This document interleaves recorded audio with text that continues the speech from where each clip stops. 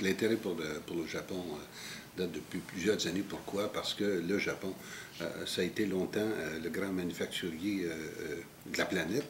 Ça a été certainement pendant une trentaine d'années. Aujourd'hui, on voit beaucoup de manufacturiers en Chine, mais de grands manufacturiers de qualité demeurent japonais. Et pour nous qui vivons en Amérique du Nord, c'est définitivement important dans nos relations d'affaires, important dans notre commerce. Partout, on voit des marques de commerce japonaises. Et encore une fois, quand on cherche quelque chose de qualité, on cherche japonais. On a un bureau à la délégation du Québec au Japon. Et notre mandat est assez simple, d'attirer des investissements. Attirer des investissements, ça se fait de deux façons. On a ce qu'on appelle les greenfields, des sociétés qui ne sont pas présentes au Québec et qu'on essaie d'attirer. Et il y a aussi beaucoup les filiales japonaises de sociétés existantes qui sont déjà présentes chez nous et qu'on essaie d'aider à se développer, d'attirer des mandats internationaux.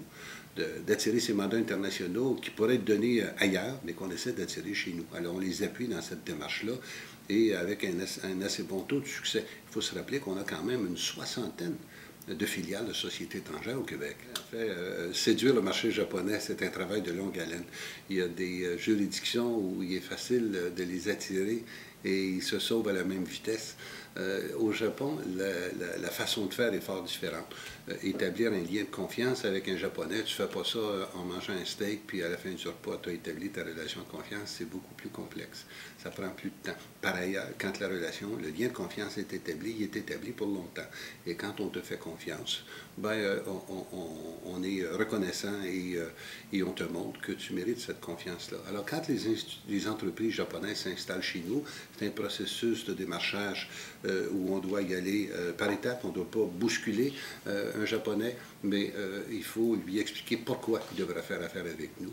Et quand on l'a convaincu pour longtemps. Alors, ce qu'on a à offrir, nous, c'est une grande complémentarité avec le Japon. On a un immense territoire, on a accès à des sources d'énergie qui sont propres, qui sont renouvelables. Ça, c'est séduisant pour les Japonais. On est aussi membre de l'accord du libre-échange. Alors, ça veut dire que pour une société japonaise, ils font partie de l'ALENA, ils deviennent nord-américains en s'installant au Québec. On se souviendra qu'il y a eu un conflit commercial entre le Japon et la Chine relativement aux terres rares. Nous, on est riche en terres rares et les terres rares, bien, ce sont des produits qui sont essentiels pour certaines productions très typiques du Japon, notamment dans le domaine des écrans, dans les jeux vidéo, dans cette technologie-là, pour laquelle les produits n'ont pas de substitut. Alors, comme on est riche en terres rares, dans le moment, on pense qu'il y a moyen de faire des affaires avec les Japonais parce que ça compenserait ou ça complémenterait un besoin qu'ils ont pour des secteurs de pointe dans lesquels ils excellent. Au cours des dernières années, est-ce qu'on a des histoires à succès d'investissement japonais ici au Québec? Oui, on en a. On en a actuellement avec JobMeg, qui est une société japonaise, une société d'État qui commence à faire des affaires ici. Mais on a d'autres traditions un peu plus longues. Pensons par exemple à Joliette avec Bridgestone. Bridgestone qui fabrique des pneus. C'est une société japonaise. Et on a eu récemment des investissements qui ont été faits pour s'assurer que cette usine-là demeurait à la fine pointe. Quand on ne fait pas de mise à jour dans le secteur manufacturier, on condamne l'entreprise manufacturière à dépérir et éventuellement se fermer. Alors, dans le cas de Bridgestone, et j'ai intervenu personnellement, je suis allé au Japon sur ce dossier-là avec un bon succès. On se rappellera aussi qu'on avait attiré la Britannique Eidos à un moment donné au Québec. Et on en était très fiers. Eidos a été acheté par Square Enix au Japon. Et Square Enix n'a pas l'intention de se départir de ses investissements, même confie des mandats additionnels à sa filiale québécoise.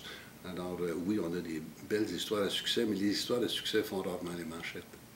Au Japon, moi j'ai eu la chance à 2 fois, dans mes nombreux voyages au Japon, 2 fois j'ai été là au moment de ce qui s'appelle Sakura. Sakura, c'est quand les cerisiers fleurissent. Et c'est un moment de béatitude là-bas, c'est un moment où les gens sont ébahis par ça. Et si Sakura est en retard de 3 jours, ça fait la manchette. Pourquoi? Parce qu'ils ont une façon différente de voir les choses, parce qu'ils apprécient les belles choses, et c'est très beau. Ils apprécient les belles choses d'une façon différente, de façon beaucoup plus intérieure. Ils n'extériorisent pas autant leurs émotions, de sorte que quand tu veux faire affaire, faut que tu sois très sensible au comportement, au body language, pour comprendre comment tu réussis et comment tu échoues. Au niveau des années à venir, il y a beaucoup de bonnes choses à faire. La complémentarité entre les deux territoires est tellement évidente. C'est en Asie, on est en Amérique du Nord. Ça demeure un grand marché. Quand on pense au Québec, on pense à la côte est, nord-est. On pense à des villes qui sont proches de Montréal et du Québec, comme Boston, des villes comme New York, des villes comme Chicago, des villes comme Toronto. Ce qui veut dire que le Québec offre à des prix très compétitifs, avec des systèmes énergétiques, par exemple, robustes et propres, offre un accès à un marché riche à l'échelle de la planète. Le territoire que nous couvrons, le Québec, dans une distance raisonnable, est à peu près la même grandeur et la même population que le Japon. En fait, il est beaucoup plus grand que la partie japonaise, mais avec à peu près la même population de gens aisés. Alors, c'est un marché de premier choix, avec des accès maritimes qui sont importants. On pense fleuve Saint-Laurent, comment on n'a pas à traverser d'écluses pour être au Québec aussi peu. On est directement sur la mer, avec aussi beaucoup de richesses naturelles. Les richesses naturelles, comprenons bien que le Japon n'est pas équipé en richesses naturelles comme nous pouvons l'être. Une complémentarité. Il faut vendre la complémentarité avec le Japon et la similarité à faire des affaires à long terme.